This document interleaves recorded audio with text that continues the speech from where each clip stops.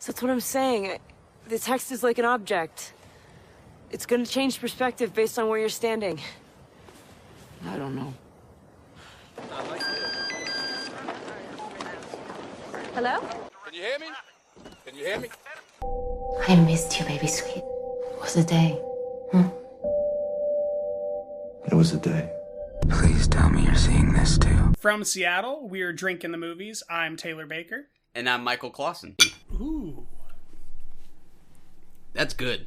That's, is that beer or is this juice? It's almost like a mimosa. Yeah, which I that's love. Exactly what it is. That is so not what, a complaint. What color is this? I can just tell that it's not normal beer. It almost looks like orange juice. Again, not a complaint. I feel like it's somewhere between like a nice Citra IPA shade and an orange juice, or like a some sort of a mixed cranberry juice thing. Yeah. The weather's warming up. Feels just right. It's very fitting. The weather is hot. Well, what are we talking about today? We have 3 movies to dig into today. We have Captive State, Jordan Peele's latest, Us, as well as Christian Alvort's classic, Pandorum, self-proclaimed classic by me, and the Twilight Zone episode, Mirror Image, that Us is influenced by somewhat severely.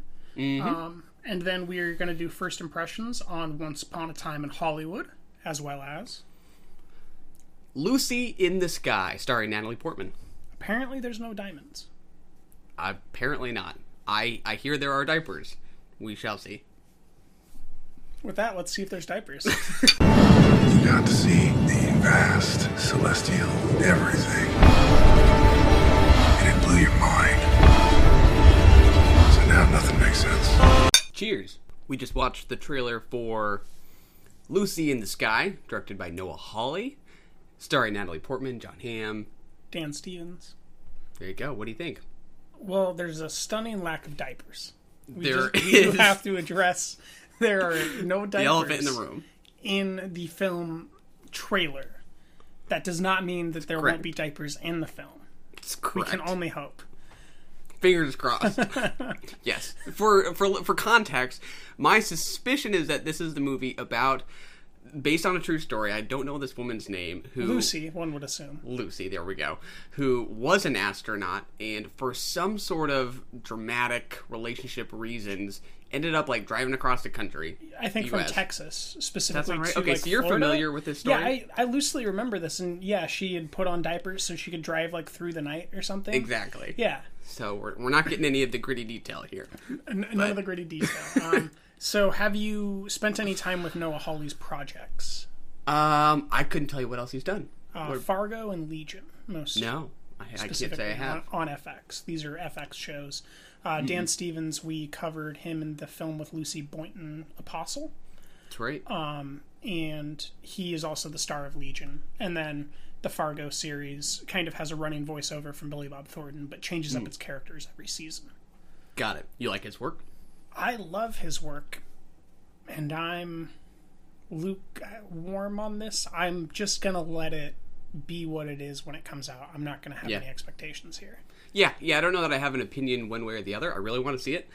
He's an exciting cinematographer and framer. I'm sure that you noticed that, at least in the trailer. I think it looks great. Like, I like these performers. You know, I'm intrigued to see what it's all about. I don't know that, like, this really raised my hopes particularly, you know? Yeah. I would almost kind of rather just go in open-minded at this point. Yeah, I have a naturally hard time with just letting mundane happenings on Earth be twisted into these science fiction fantasy genres. And so I'm trying to just like suppress everything and just like let it be what it is when it comes. yeah, it's interesting. I wasn't really expecting some of those sort of flights of fancy that we kind of get when it looks like we're kind of in her head as she's floating up into the sky. I hope it doesn't kind of or when lose its touch to reality or something. Having a coitus on the bed and it slowly turns into the cosmos.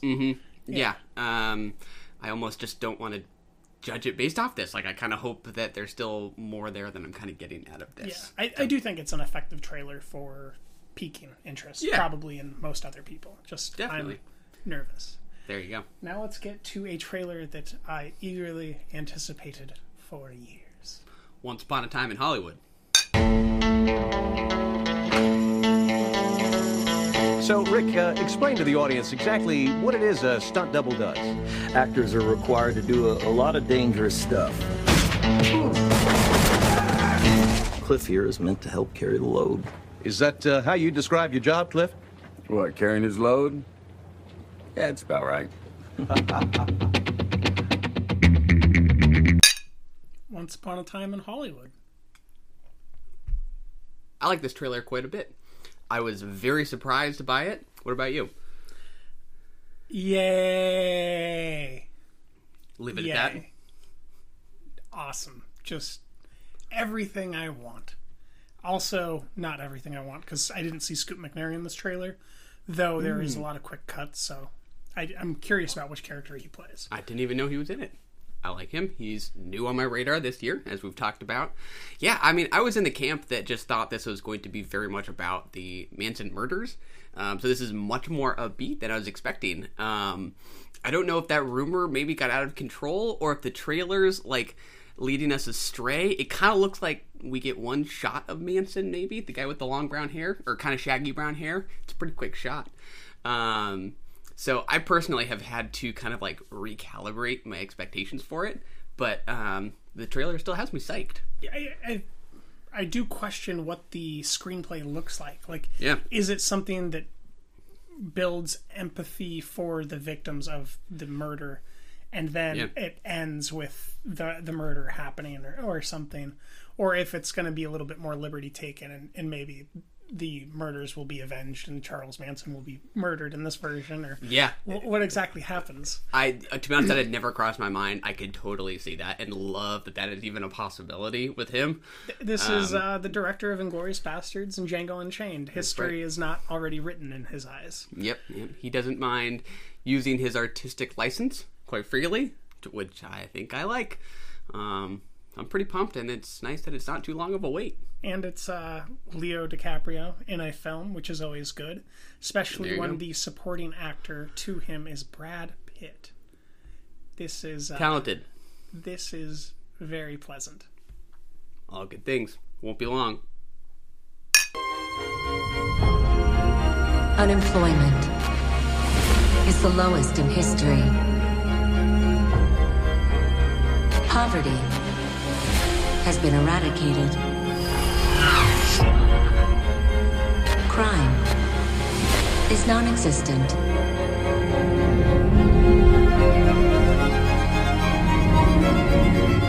Captive state. That's right.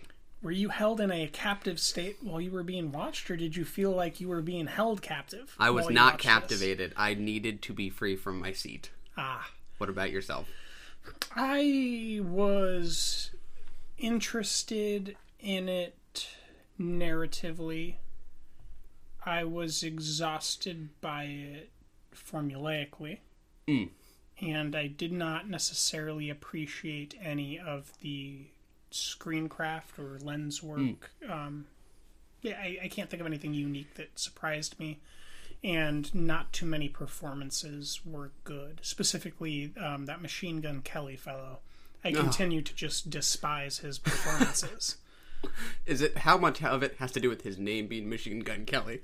Not very much, actually. He's just like a bad performer. Like I would agree. Just kind of that early Bradley Cooper that like doesn't really act in a movie the way that a movie actor should be acting. They look like they're acting. Like there's a layer of acting happening. Yeah, he's kind of leaning on this tough guy persona instead of just doing something kind of different each time. And he doesn't even look like a tough guy the way Dave Bautista looks like a tough guy. You know? Yeah, I don't know. You get with me, I get the sense he's maybe just playing some version of himself, and he kind of looks like a d-bag. I don't know. Yeah. So yes, I would agree. I think Chappie is the best that rap acting has ever gotten and probably ever will get. Chappie? Who is the rap actor there? The group De Antwoord. Oh, no way. Yeah. That's interesting. Yeah, he was not great. Ashton Sanders didn't do a lot for me here, but I don't know that I really felt like that was his fault, considering how sort of How much I responded to him in Moonlight, and how I couldn't take my eyes off him there, just kind of felt like he was just not really being shot particularly well.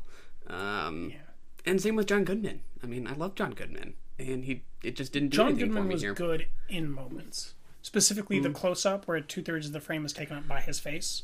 When he's acting, he's almost always good there.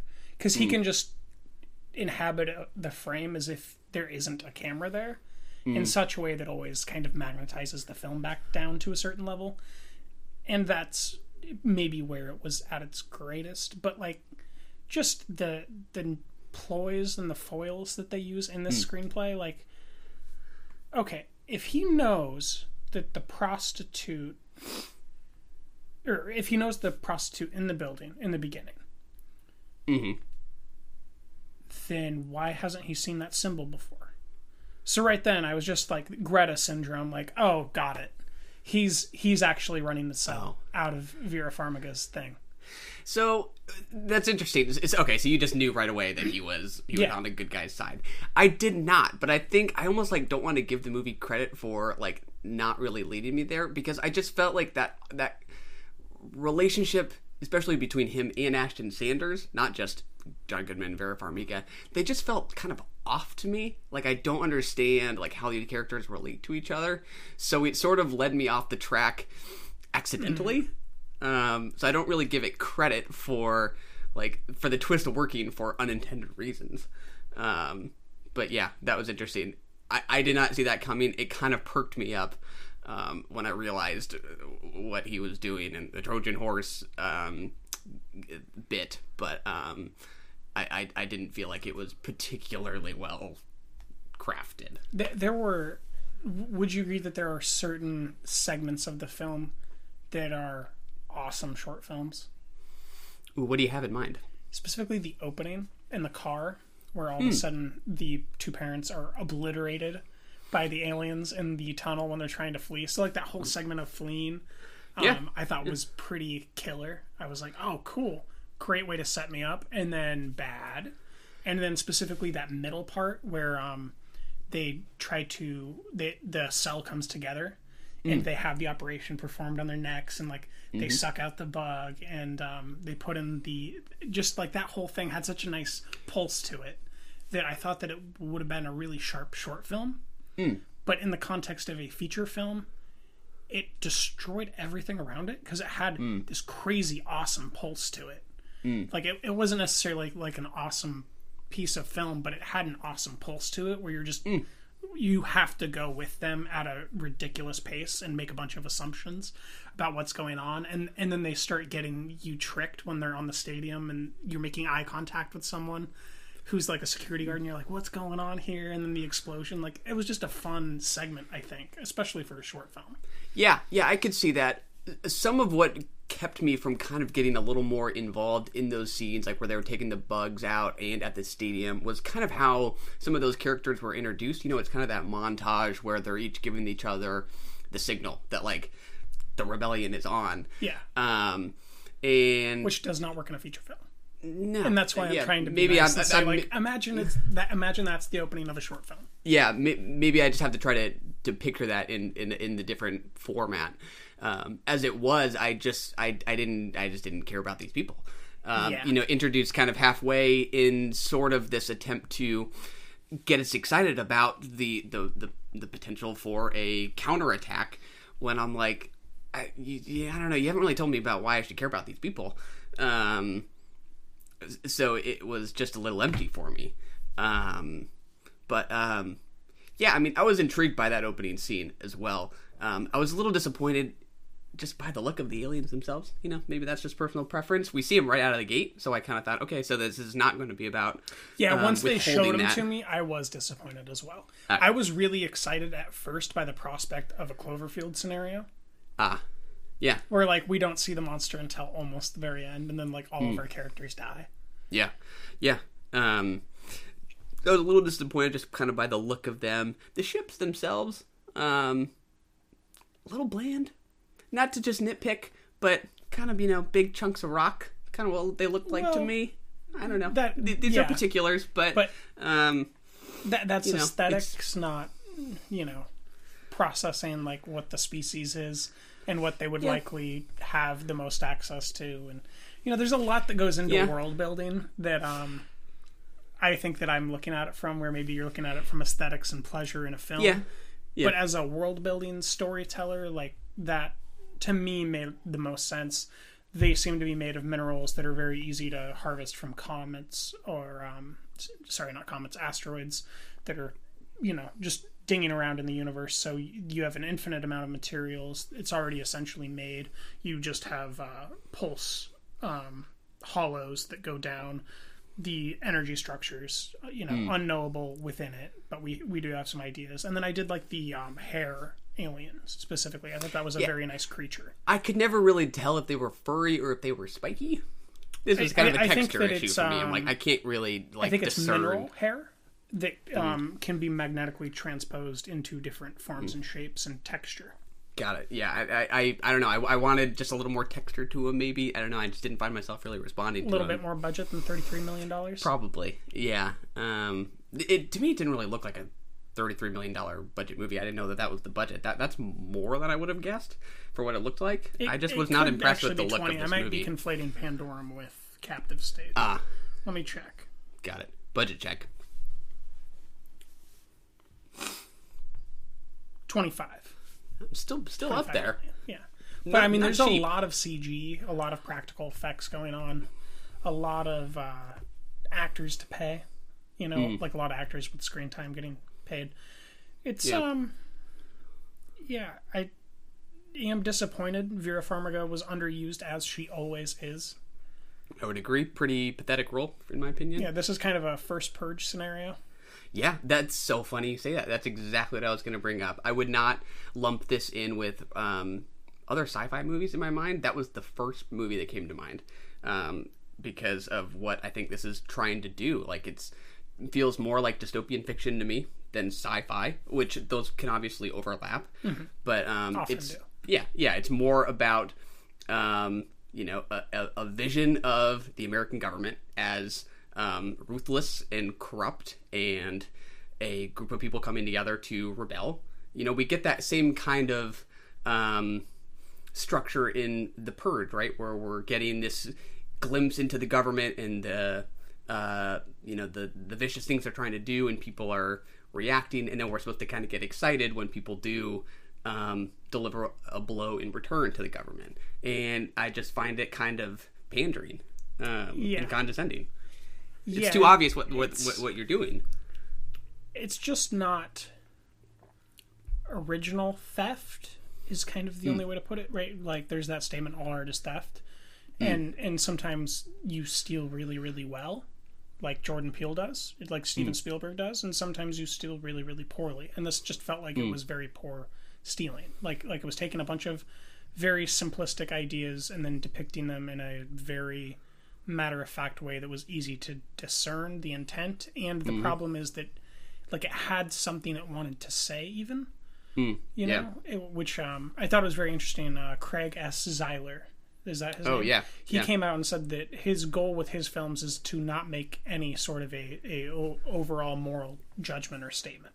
He just wants to make films. And I thought that was very interesting because it made me think, like, how many movies have I just watched that have very clear political statements instead of wanting to depict art? They want to depict a statement. And I think that maybe this is something that suffers from that.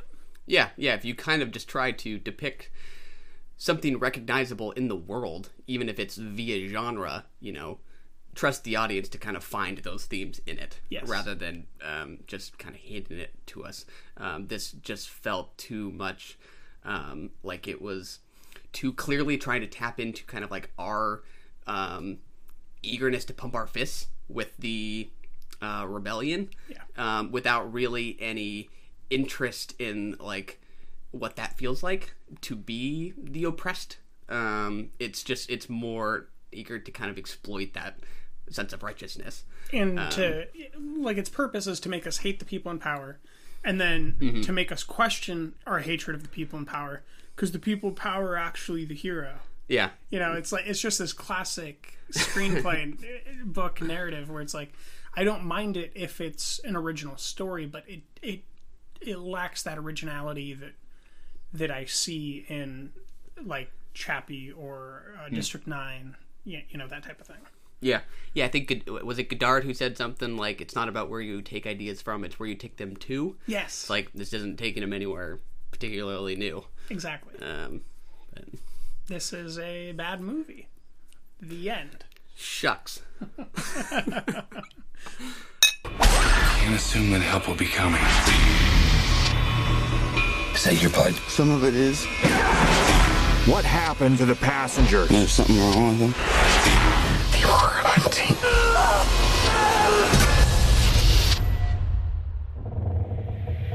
How do you think you would react if you knew the truth? Right, a movie you also equally disliked, Pandorum. That's correct. Sadly. You liked it more. I really, really enjoy this movie. It has a $33 million budget. More expensive. More expensive. And it is from I can't remember his name right now, but the producer of the Resident Evil series, who greenlit this whole operation and co-wrote it with Christian, who is a German filmmaker.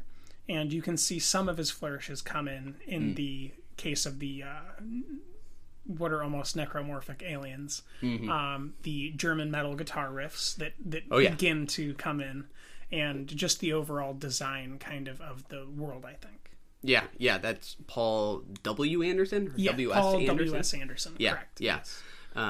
I know people who love the Resident Evil franchise. People who are otherwise like totally align with taste-wise. That's just one that I've never watched. So I am kind of intrigued whenever I see that name, Paul W.S. Anderson, because I know people who are like, he's onto something. Which I did not see here, sadly. Partly that is just the look of the movie. I just thought... It's a very German aesthetic. Yeah, I look at it, I feel like I'm looking at cheap plastic for most of it. Really? Yeah. I mean, you use the term glasswork sometimes. So much of this didn't even look like glass. It looked like cellophane, or not sheet metal, but plastic. I wish it is a 1-decade-old science fiction film. Yeah. And I think that it certainly is at its best when there is no light. When Ben Foster is going through these black tubes that are making you feel like he's being given birth into some sort of a demonic monster ship that just the tone of the thing is my favorite part about it. And if anything, I think that it gets weak whenever more characters are introduced and it becomes less of a claustrophobic hallway walker. Yeah, I would agree. It kind of morphs. I mean, I was kind of fascinated at first with how you could kind of just transpose some of this into a haunted house kind of narrative, and it would play the same way. He's, crawling through the air ducts, and he's encountering dead bodies. There's even like a spider, coming down a spider web at some point. Like, sci-fi horror is really just not that different from horror in a really interesting way. Yeah, but like sci-fi horror, the spider coming down, all of a sudden you're like, well, hold on, there's life on the ship that isn't just human, that's been woken up. Like, it's kind of this introduction into what we might encounter on the ship. Yeah. The idea of those ducts as like a birth canal, that's kind of interesting. I hadn't thought about that, especially with how the one guy ultimately emerges from it. Like, he's I don't know, that's actually kind of an interesting image. And, I do think it's kind of, even though there were things about it I didn't like, it's kind of internally consistent. Like, I might not have liked some of the characterization, but I didn't feel like I ever saw the character behave one way and then behave differently, and that didn't make sense. Like, it all kind of cohered. It always respected its own world rules, even if those world rules don't always really make any sense. Yeah. And I think that, like, maybe one of my my younger friend's favorite scenes is my least favorite scene, which is that really, really overlit fight scene. Where all three of them are fighting the necromorphic character. And it seems to me like it was just an ordered reshoot to provide some sort of a climax at a point in the film when they thought they needed it. Because I feel like Christian's tone is very consistently dark, hallway, small stuff. And then he's trying to introduce this idea of life against corrupted life. which I think is where the screenplay is at its very, very best. And, you know, that ending, while cheesy, accomplishes the narrative idea there of non-corrupted life against life that is maybe corrupted itself but knows it's corrupted and is trying to fight against that, which I just think is a philosophically and morally interesting idea. Yeah, I think it's maybe the kind of movie that like I like talking about more than I do watching, because you know, I think the ideas are there. I mean, as you describe them, I am interested, but I didn't find the form like articulating those in a very appealing way for me. I didn't really like how a lot of the dialogue was delivered. The dialogue itself was okay, and I understand that there sometimes just needs to be exposition to move a certain story forward, but I kind of felt like it was trying to lean on sort of dramatically delivered exposition to build tension and suspense, and instead of kind of like building that into the shot. I think that is a trope of Anderson. And maybe that's it. Yeah. Because it always has to be bigger and higher. It's like Fast and Furious. Once there's a stake, the stake has to at least be more than that stake following it. And I think that overall leads to a certain over exuberance that needs to be manifested in the dialogue. That's not necessarily making any of the performers responsible for what is desired in the picture. I completely agree. Like, I wouldn't blame anybody here. Ben Foster, Dennis Quaid, I think they're all fine. It's more just kind of about how they're captured and how they're asked to kind of deliver some of this. You know, whether they're talking about like the kind of mythology that one almost hobo-looking guy kind of delivers in the room. Yep. Or they're just talking about how they need to get to the bridge and how he needs to go through the vent. It's all kind of delivered in this escalating, dramatic way that I just didn't respond to. I kind of want that tension built into the shooting, but I don't think it's their fault at all. What do you think about the chase scenes in the hide scenes? I did not care for him. I feel like when he's alone. Oh wait, chase scenes. Yeah, like when he's getting chased. No. Ben Foster when he's getting chased through the hallways and then hides in like the boot locker. Got it. Specifically when you don't know like that's when you don't know why the body's hanging there, why the body's not hanging there. Like, did that psychological horror element work or not? Yeah, I think some of the scenes were. It felt a little more like horror and a little bit less just like an action sequence that I responded to it, where there was some fear kind of built into it. There were some action sequences. So what you just mentioned, yes, I think I did respond to that better than some of the scenes where they're as soon as another character is introduced. I essentially think that all the tension leaves the frame. Yeah. Because you're not alone anymore. And that's the thing. When the comm goes out and he's alone, oh my god, it's terrifying. And even when he has the comm and he's alone and Quaid can't follow him and he's stuck, like, that's just, it is terrifying. At a psychological level, I think. Yeah. If you really try to put yourself in his shoes, where you're like, well, what would I do if I was Dennis Quaid and the person I was talking to wasn't responding? Should I leave the room or not? Like, I like those things where when I put myself in the character's shoes, I also don't know what to do. And it is scary. Yes. In theory, like, and again, I don't know that it's really sort of any structural or narrative issue. Those are frightening scenarios. I didn't find the filmmaking really instilling that in me. But yeah, so I think it has more to do with sort of the style and the direction than any sort of narrative choices or sort of the structural design of it. The actor who plays against Dennis Quaid, Kim Gigandet, who was like his alter ego in a way. What do you think of him? This time around, not so much. The first time this is the second time I watched the movie, I think. So it's the first time in 10 years. But the first time I watched it, I had no idea that wasn't a real character. So I was much younger, so I think I just responded to it overall better. That's him as an actor this time around, not so much. How about you? Well, I'm mixed because in a way I think it's too much. He is this sort of taunting presence in the room. Essentially, the rabies character. Yeah, that works. And I think they over dramatize it a little bit, but it almost just kind of turns like into a little bit campy for me there. And I actually kind of responded to it. That's just weird when that can happen. I'm like, I realize that this is maybe a little ridiculous, but I like it. Greta syndrome. A little bit, yeah.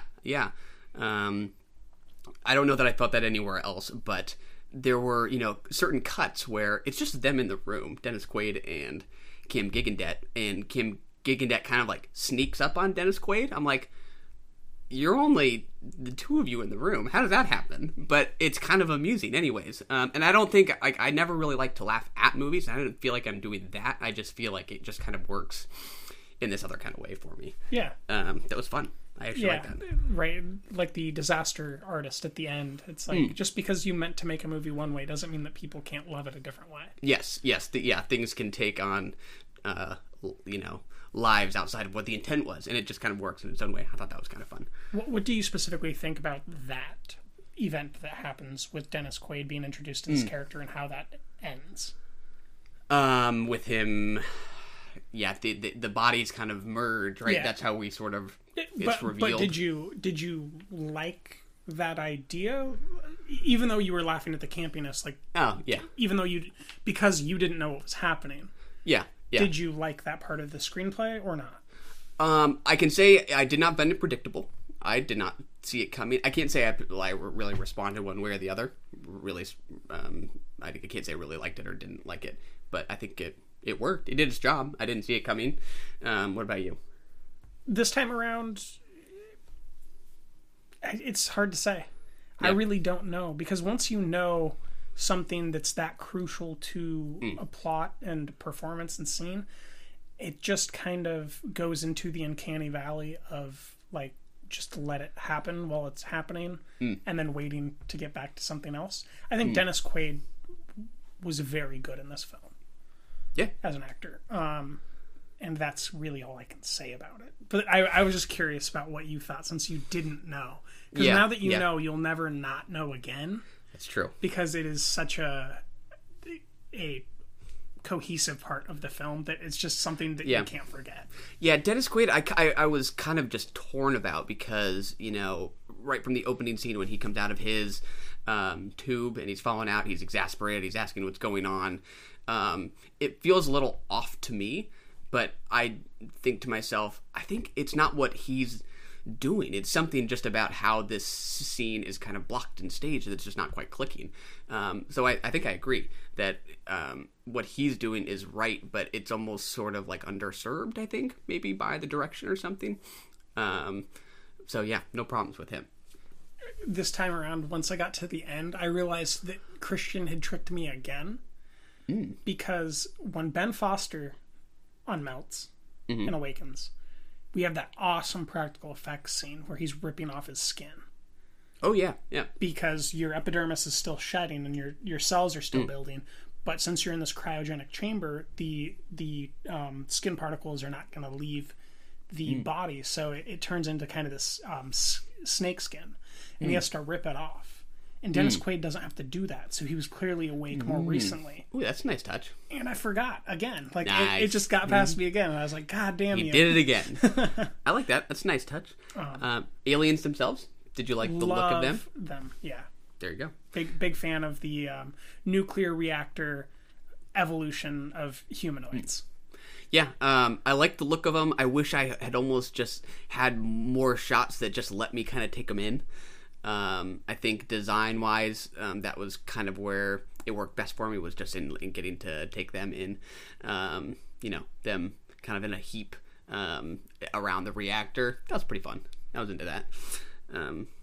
Yeah. What else? I think, like, what I think is the best part of this screenplay, I think is just an interesting conversation piece. When they come into the room of the chef, what do you think about that whole scene? So when they first walk in, we haven't seen like the drawings on the wall yet, right? We haven't seen the drawings on the wall.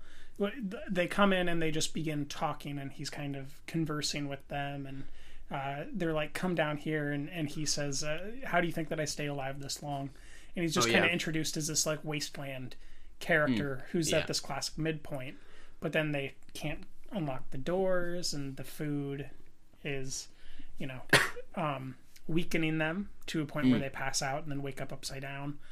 But I think before that, Ben Foster rubs his fingers on the wall and then takes it off, and it's clear that it looks like barnacles and a water level.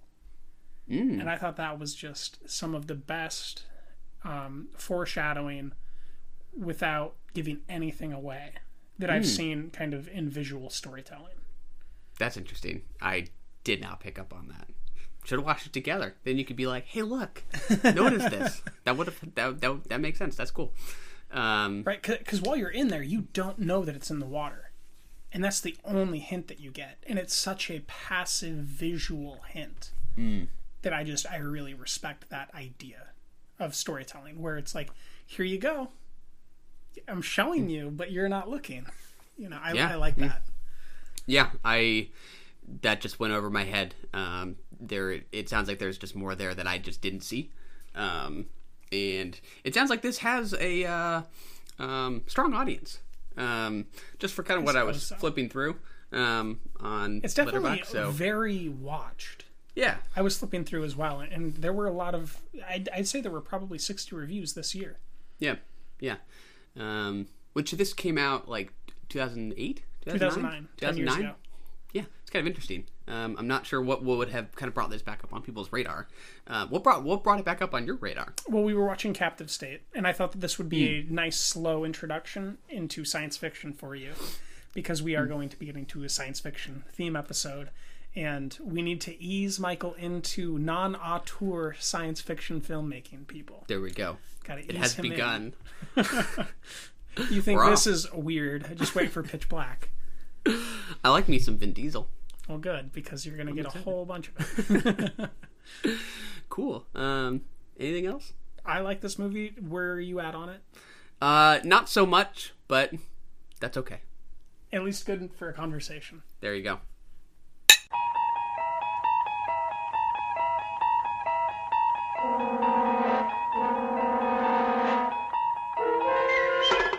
You're traveling through another dimension. A dimension not only of sight and sound, but of mind. A journey into a wondrous land whose boundaries are that of imagination. Your next stop, the Twilight Zone. The mirror has an image. That's right. Theme. Yes. I don't remember what season of the Twilight Zone this is in. 3 or right? 2 or 3. Yep. It is on Prime Video for everyone to watch. I don't know where I somehow heard or read that this was loosely the foundation for us. But IndieWire? Probably. IndieWire, Variety, Deadline, one of those. IMDb factoid pop-up? Yeah, exactly. Did you watch this before or after us? Before. Oh, I watched it after, actually. Okay. What'd you think? Was it fun? I don't know that I cared for much of the acting. The stage lighting and shadow work was pretty sharp. I didn't really respond well to it. I didn't respond negatively either. But it's an episode. It has an idea that I think is very simplistic and shallow. Yeah, I would agree. I think it tries to maybe do a little too much with too little. And find the idea just leaving me saying, so what? I don't remember what year this came out. These are like 60s though. So sometimes I try to kind of go back and, watch it through that lens and see, what this would have felt like at that time before you've seen however many dozens and dozens of movies involving a parallel universe or doppelgangers or anything like that. And maybe give it a little more credit, but there's not a lot here. But most interesting. Hysterical window woman syndrome seems to be like its fulcrum. And then the interesting, I think the most interesting and least, the thing that holds up the least and is the most interesting at the time is that the run in front of the car scene at the end. Because of just the logistics of trying to do that. Yeah, I could see that. I was very amused by, once she's been taken away, the shot of him setting his suitcase down and then going to get a drink of water, and the camera zooms in on his suitcase, and it's like, watch the suitcase. He goes to get a drink of water, turns around, nicely blocking the shot so some extra could go in and just pull that suitcase off the screen. Kind of funny. Its tricks aren't particularly well hidden, but it kind of charmed me anyways. Something this kind of bite-size is kind of hard for me to ever like really be that bothered by. Yeah. So it does have some logical inconsistencies that I think are either accidents or are where the magic is happening. I was watching it with my friend, and about 5 minutes in, we see the clock for the first time above the luggage terminal. He says, "Oh, shit, I wish I would have been watching the clock." And then I was like, okay, watch the clock the whole time. And there's spans of like 4 minutes where the clock doesn't move. And then there's other parts where the clock moves normally. So there's either a logical inconsistency in the shots, or... There's no battery in the clock. That's where the magic is happening. No, because the clock does progress. Oh, it does move. Okay, it does move, but there's points in time where there's like 4 minutes of dialogue going back and forth where the clock has not moved at all. Got it. And that's where it's like, like, this is distracting. Yeah. Yeah. Fair enough. Most interesting just as kind of a, point of reference, I think, for us. And cultural artifact. Yeah, just with the idea of doppelgangers as sort of a trope, it's kind of just always fun to trace kind of the lineage of that kind of thing and see how it's been used. Here I don't think it's used towards much, but it's so bite-sized that it's not really doesn't feel like a waste of time. I don't know. Yeah, I'd rather watch The Double or Enemy any day. Seen Enemy. I have not seen The Double. But we'll fix that. We'll get you on AO8 for AOD. Never know which. Yeah. I don't have much else. Do you want to just segue into Jordan Peele's Us, or let's dig into Us? All right. What are you people? It's us. They look exactly like us. They think like us. They know where we are. We need to move and keep moving. They won't stop until they kill us. Or we kill them. Jordan Peele's Us. How did you respond? Did you respond well? Not so well? Mixed? Mixed. Okay. Lots of appreciation. Lots of things that I wish were done differently, but the things that I wish were done differently, I understand why he didn't do that. I just question that objective. Got it. Okay. I personally was quite high on it. Surprisingly high. There are things that I found myself questioning, but at the same time, I was never not just totally in this movie. Totally engaged, totally thrilled by it. At a kind of sensory level, I just really responded to the filmmaking itself and just how it moved, the beats of it, the scenes, the shots. I think this was just thrilling for its surfaces. From beginning to end. You just there. Yeah. Okay. Yeah, definitely. The flashback sequences, I was always just gone. I didn't check out, but I was just like, okay. From start to finish, like all of them? Yeah, because it's a horror film. And it's like, well, nothing that bad is going to happen because I've already met my characters in the trailer. So they're fine. Get to the part where they cannot be fine. And I think that's just part of this genre for me. Like, anytime you're in a threatening genre and then doing flashbacks to your characters under threat, it's like, who the fuck do you think I am? Some idiot? Like, come on, they're not gonna get hurt. Yeah, that's fair.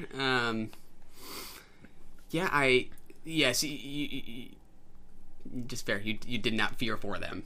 No. And I, once again, either I read too much or I've watched too many movies where, like, I just had a very strong feeling that she was a different kid after that carnival scene. And I was just kind of always suspicious of that. And then when she started grunting, I was like, definitely the other one, because the other Lupita was the only Lupita that was talking out of all the scissor holder people. So I just, like, these things that I think worked at a different timing for other people didn't work at that timing for me. Yeah, and I was just kind of keeping up with Jordan. But, like, the thing that I loved the most about what Jordan was doing is he was introducing coincidences for the viewer just as much as he was introducing coincidences for the characters. By, he gives us the Shining opening shot for just a smidge when they're in the car and they go over, and then he switches to that overhead pan with the road underneath, and then it cuts really quickly. And right then I was like, that's coming back, and that's going to be like crucial to the comeback. And it was, And there you go. So he's using these societal coincidences from great filmmakers very expertly. Yeah. I would agree. They are woven in quite seamlessly, and sometimes you feel people just wearing their influences too obviously on their sleeve and not kind of doing something with them. I just feel like he is kind of taking them and kind of repurposing them for his own ends. Which I thought was really fun. So the switcheroo that you saw coming, did that just in fact not interest you, period, or was its predictability just part of the problem? By me being able to predict it, it completely took the weight out of it happening, period, I guess. Not it happening, but the setting. Which I think is the most crucial part of the film, is the setting underground. And I think that just completely falls away for me. It just doesn't work. It's not the Overlook Hotel for me. You know, like there are certain things that are built up not properly, but there's certain things that just manifest themselves in the greatest horror films that become where the setting becomes iconic. And I think that he was attempting to make this underground the place like the Overlook Hotel. And that just did not ever click for me. But I really, really love all the shots of that escalator. I thought that was just awesome. You think he was trying to make, like, the house into something like the Overlook Hotel? No, the underground. Oh, the underground. Got it. The underground where it ends. Got it. Where she's facing off against herself. Got it. Yeah. That's interesting. I don't know that I do that connection, but I can see that once you make that connection. If it doesn't hold up, it doesn't hold up. Well, that's where it all comes down to, right? Like that's the. I guess maybe you could call it the hedge maze. Yeah. In The Shining. Yeah. Or like it's where the final throwdown happens. Yeah, for sure. It sounds like I'm really negative on this movie. I love this movie anytime it's in a neighborhood. If it's in a neighborhood or on a boat called the Crawdaddy or B Yacht, it's a great movie at those points. Yeah, I mean, I just think it's super well shot. I think the carnival scenes are sometimes just gorgeous. I wish I could remember who it was I saw on Twitter lining up some of the shots of Lupita Nyong'o as a kid in the mirror scene up against shots from Moonlight, and just how like perfectly lit those shots are, and that blue light on her skin, like it's just gorgeous. Like finding so that's something the other just thing. I'm not seeing these colors. Yeah, something just like that beautiful mixed up with fear, I think is just a really interesting thing. It did remind me of a lot of the. Not a lot. It reminded me of some of the rear profile shots of some of the children in the It Chapter 1 film. Oh, I don't know if there's any correlation there or if it was just me, but I just... A lot of those rear profile shots of like the I think there's a specific kid in a sweater going down the street. And it was just like, oh, you know, like this is iconic visuals that he's using very consistently to create this eerie feeling of familiarity without understanding. Yeah. And to quote one specific fellow who was walking down the stairs in front of me upon exit, that ending was so fucking stupid. It was a 5 out of 5, and then that ending, it's a 1 out of 5 for me, babe. Wow. This is like perhaps a 40-year-old guy walking out with his wife, like just steamed up over that ending. What do you think it was that he was so upset about? The shining overhead pan of the Hands Across America. Got it. Just doesn't like the shot, doesn't like the relevance, or doesn't like the reference. Doesn't like the idea, of this is a horror movie and now it's, what is it? You know, to me that it almost first purged itself right there. Interesting. Like it just tried to make a social statement, right? Because you can't talk about this movie without talking about those 3 opening lines. I don't remember what they are, but there's like, you know, the abandoned corridors all over America. Tunnels all under the ground with no known purpose or something like that, right? Any idea that it just like triggered right away, or were you just like, I got nothing? Well, roads are inhabited by people with wealth.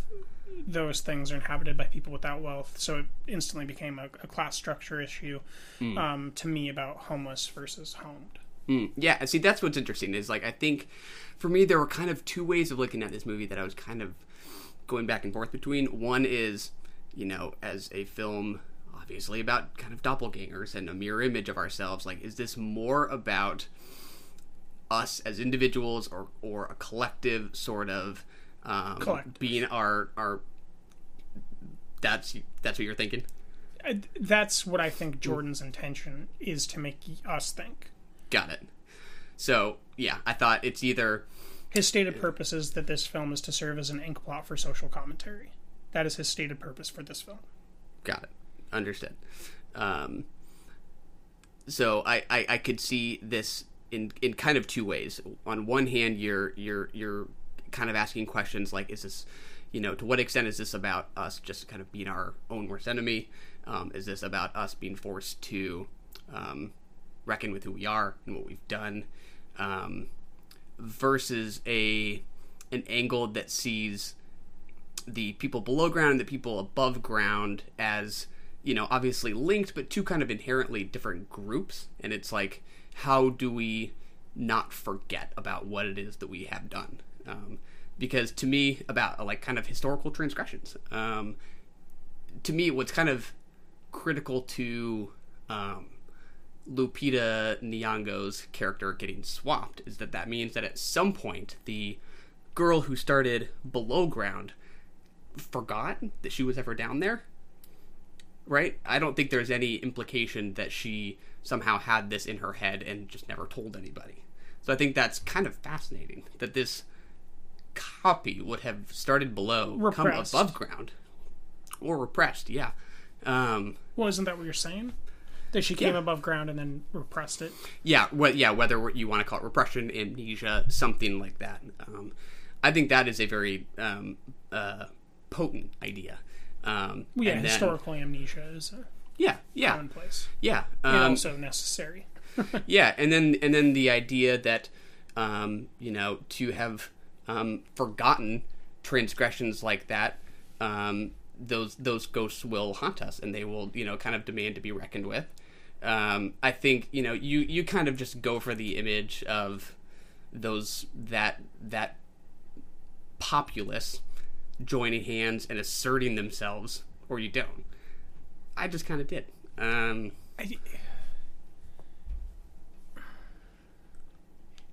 don't know how else you could achieve that goal. I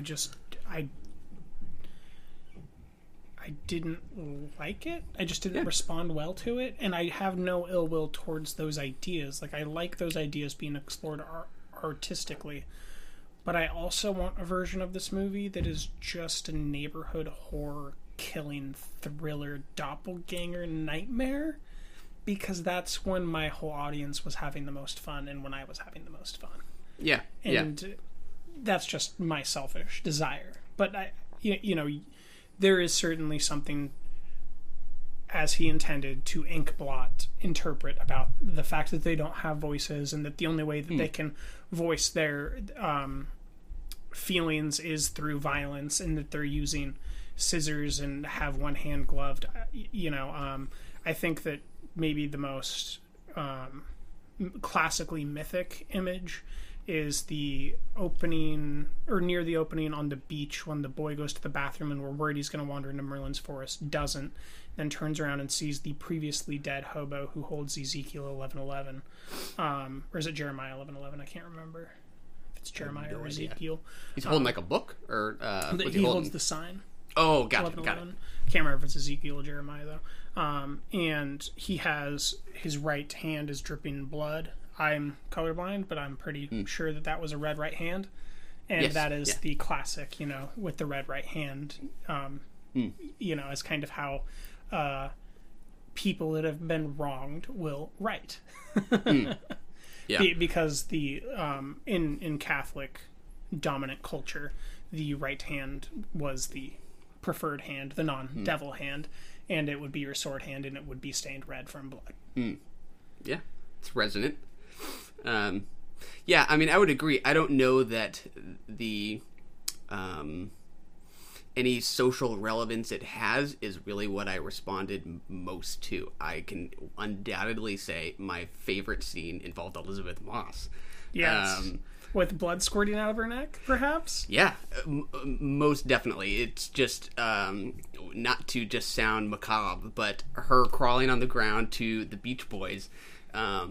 So much of this movie, like, the music is always complementing the image, and that's like the one instance we get where there's some dissonance between the music and the image, and I just think that was just perfect, and I think she's just spectacular as a supporting character. She does so much with every minute of screen time. I thought she was just a blast, and like even in scenes where Lupita Nyong'o's double, I don't know how else to call her or what else to call her, is they're all in the living room and she's delivering the Once Upon a Time thing. I don't really like the delivery of it in a Once Upon a Time format. At the same time, do I like watching Lupita Nyong'o in that character delivering anything? Yeah, like I still just cannot wait to kind of watch this again. That's where I feel like I have competing feelings, and sort of just my immediate response to it is partially winning out, because I think the ideas still are thick enough for me to reckon with as I just kind of drink it all in. I love Elizabeth Moss. It is a crime that her and Lupita do not share more scenes in this film. That is just a fact. These two should be going back and forth talking about how they can't dance and slapping their thighs and talking about getting work done while drinking alcohol and being a nervous wreck forever. I would watch that forever. It's just so good. I do think that was a foreshadow where she says Once Upon a Time, and we can tell that she hasn't talked in a long time, and that because she would have very limited access to anything in the underground, she would not have been hearing narrative stories since her Once Upon a Time stuff, so that might be the only way that she knew how to communicate stuff. Love that, yeah. So I think that there is a certain logical consistency to it, but I also felt the same way where it was just grating, not in like a terrible way, but it was just like I don't know that I need this as much as you need to tell me this, Jordan. For the sake of the narrative, yeah. Like you got to get this out somehow. Or his desire to turn it into the ink plot. Like I don't want to tell an artist that they did it wrong or what to do ever, but I just think that me as an audience member, I would have liked it more if he didn't want to make his ink blot as much as he wanted to just make something that was truly terrifying and fun. Because there is something truly terrifying and fun in the middle of this movie, and I wish that it was the whole movie. Yeah. Yeah, it's weird. Maybe I just don't know how I'm going to feel about it in the long run, to be honest. I think the genre stuff, or I don't want to use that word, like just the the fun stuff, the most thrilling aspects of it, I expect to age really well. What I can't decide is if there might come a time where we say, oh yeah, Jordan Peele, that was that guy who tried to be the great like social messenger of our time. I don't want that either. I think what was great about Get Out was how those ideas were kind of smuggled into it as a genre picture. Yeah, and I agree. Like, there is something about how here it feels more like kind of icing on it instead of really in the cake. But before the social commentary was baked into the very genre itself. Whereas here it is the social commentary is the film and the genre is what's baked in. That's interesting. I don't know that I would go that far.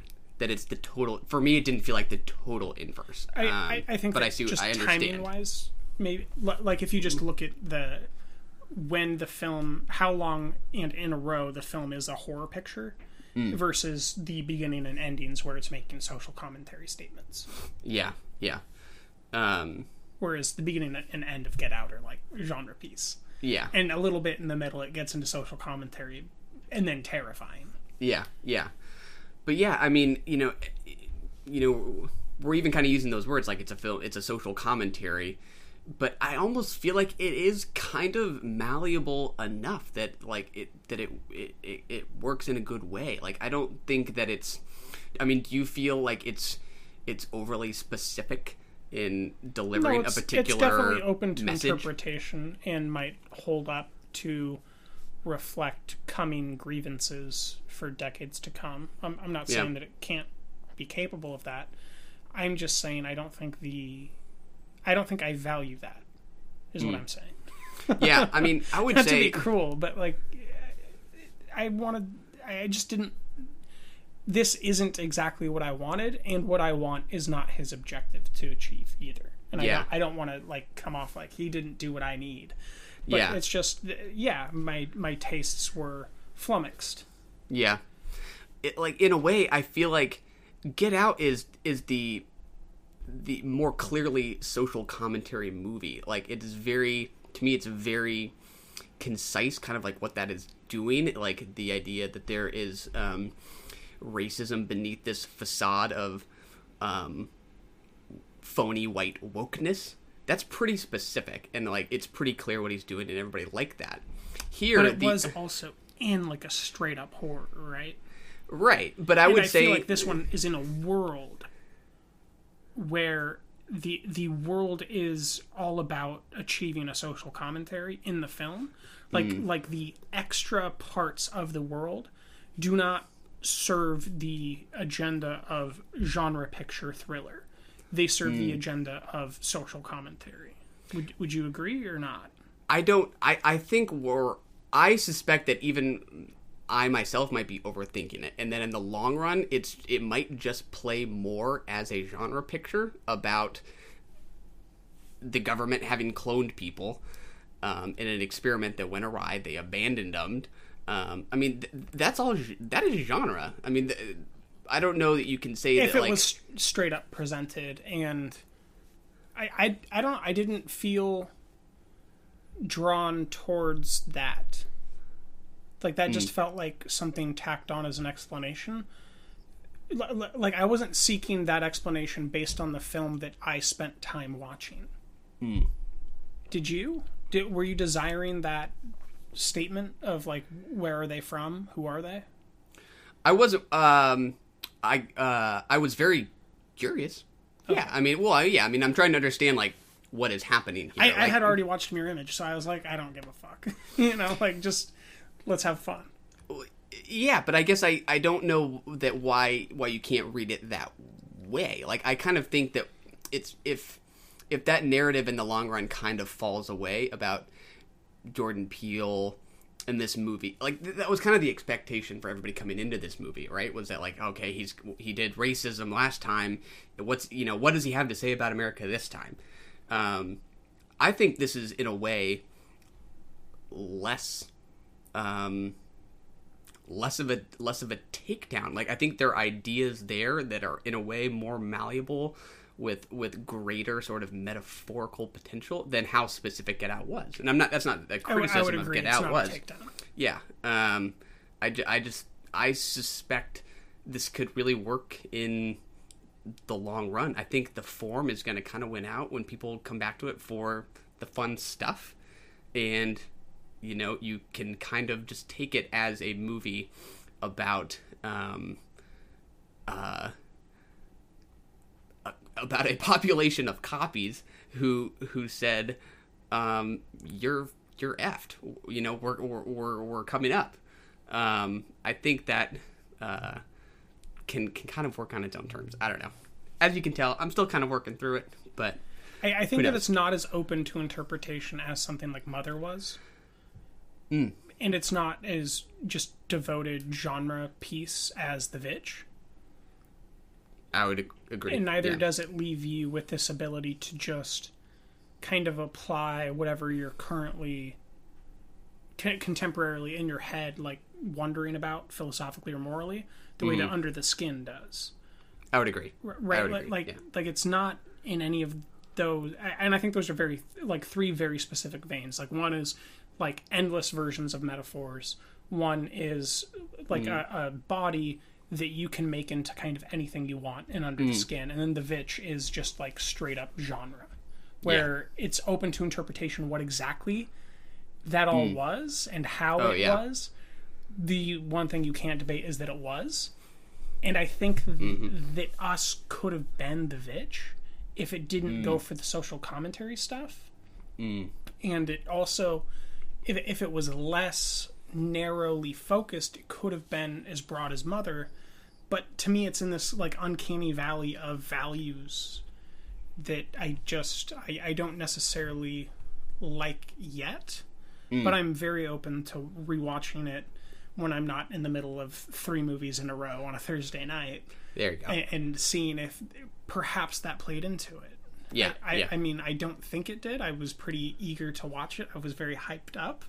But also I was hyped up. This is the follow-up to Get Out. So that could be coloring it the wrong way. But I do think that I'm never going to fully appreciate just some of the sit time in this piece, because to me it should be a little bit more genre-y, and I don't really like The Shining. Oh, okay. Yeah, you know, so like this could be like an extreme compliment. Like I don't like that sit time that we get in The Shining, where we're just kind of sitting there. Like I do like The Shining, but it's a good movie, but I don't like that process of sitting there. I don't like that really, really, really, really, really slow fade out. After it says Universal Pictures presents Us on the Rabbits. Yeah. I was like, okay, bud, I know that you want to perform magic. Put the rabbit in the hat. Yeah. I would completely agree. The films you mentioned, particularly The Witch, I don't think it's anywhere on those, anywhere near that level. I do think The Witch will haunt me until I die. Because there's so much about it I don't understand. And I think that's the better movie. Like I didn't want I didn't want all these explanations and all this understanding. And it's fine that he wanted to do that. It's just I didn't want it. Yeah. I agree. And it maybe this is just the best way I can try and articulate what I felt like I did respond to here. That might just fade as time goes on. But I was in it while I was watching it. Even as I kind of had these same complaints in my head. It's weird. I just had a real mixed opinion. That's why rating it was so hard. Have what do you you do? it? No, I still haven't. Because it'll probably move, just as you kind of get away from it. It's to me, I'll probably have something competing in my head where I'm like, yeah, like that, something was maybe heavy-handed, but I also just really want to see that family again. Yes, that's the thing. I want to see that family again, but I don't want to do the flashbacks. Like, how many times do we flash back to the girl in? Is it who's the Native American that owns the forest in the beginning? I can't remember. I don't remember. Owns the what? It's a Native American forest. The theme. That she gets lost in, and it turns into Merlin's forest, and there's still a totem pole halfway through. You're right. I forget what it was called, but yeah. Yeah. But like, how many times did we go back to that? like 7 times maybe, and like I just too much. I don't need flashbacks in horror, really. Like maybe 1 or 2 to like shatter my belief in something, you know. But is too much to. It interrupted the pulse, and when he has this thing going, it's going. He, you know, I mean, even so, in the Dolby Theater, there's that stunning shot in the first, and in the beginning, I don't know that it's a flashback because we haven't gone forward in time yet, and she's lost in the mirrors, right? And there's the exit sign, and all of a sudden, I noticed that I've got exit signs. Oh. And so there's this, I think that he did that very much on purpose to begin to bring in these coincidences to the film viewer, where it's like, oh, she's looking for an exit sign. I have 2 right here. Because every theater has that same exit sign. So there's these small filmmaking things that I just love that Jordan Peele does. That frisbee on the beach. Oh yeah. Oh my god. What is that? The Shining? What is that referencing? I can't. Clockwork Orange. Oh, I don't know. I can't remember specifically. It's a Kubrick film. I knew exactly what it was, and then it left me. Oh. But the pattern of the picnic blanket is specifically like the carpet or walls from something, and then the frisbee matches it perfectly. Oh, I'm almost thinking like Space Odyssey, the planets aligning or something. I don't know if that's it, but I don't think could so. have been his objective, Yeah, you know, because he is in that film nerd space. Yeah. And then he had told Lupita Nyong'o to watch It Follows as a study for this movie, and I never felt like It Follows really happened with her character so much as with her daughter. Yeah, I would agree. I don't know that I would have guessed that by any means. I almost would have thought like that smoker's lung voice almost made me think of like the girl from The Exorcist. Like it just sounds like she's been chain smoking for years. I really responded. Well, he gave her 9 other movies to watch, but I just thought that It Follows was that's interesting. It is I think one of the best genre pieces about a social commentary that I've seen, because it is about STDs. Yeah, but it's also very much just a genre piece. Yes. Yeah. So, favorite character? Elizabeth Moss, for sure. You?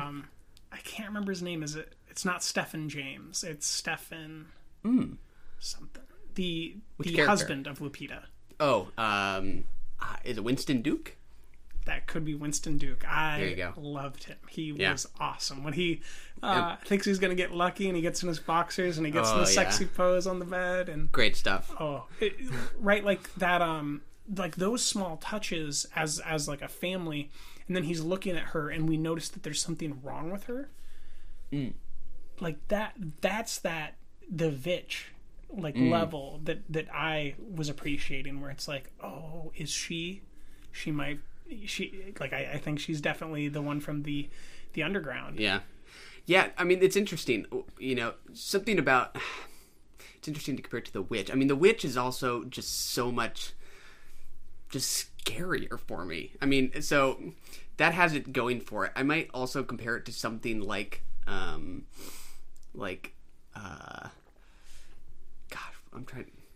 we don't have to go off making comparisons. I was almost thinking like The Thing. Did you ever see John Carpenter's The Thing? I haven't seen John Carpenter's The Thing since I was very little, so I don't count it really as seeing it, because I don't even know if I watched the whole thing. Yeah. But I did watch the 2011 Olivia Wilde remake.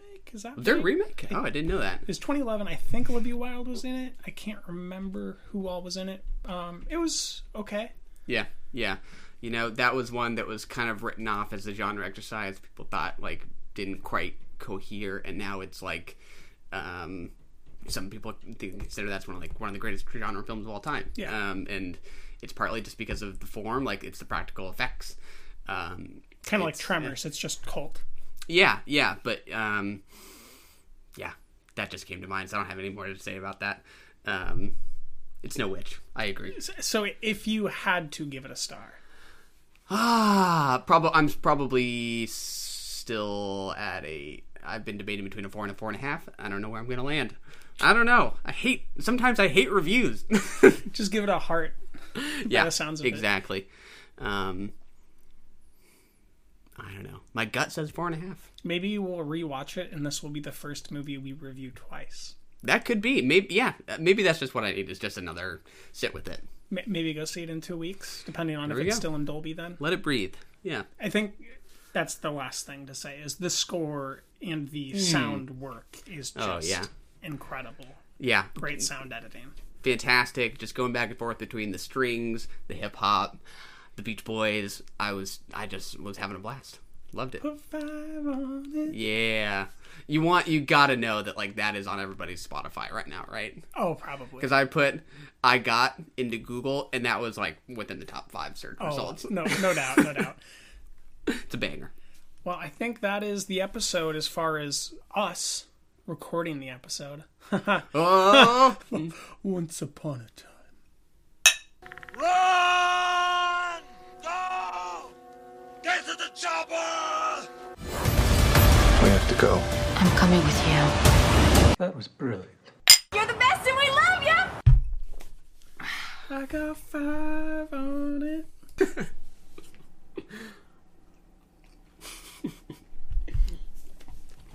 If I'm totally wrong, keep it. You'll be like, what the fuck are you talking about?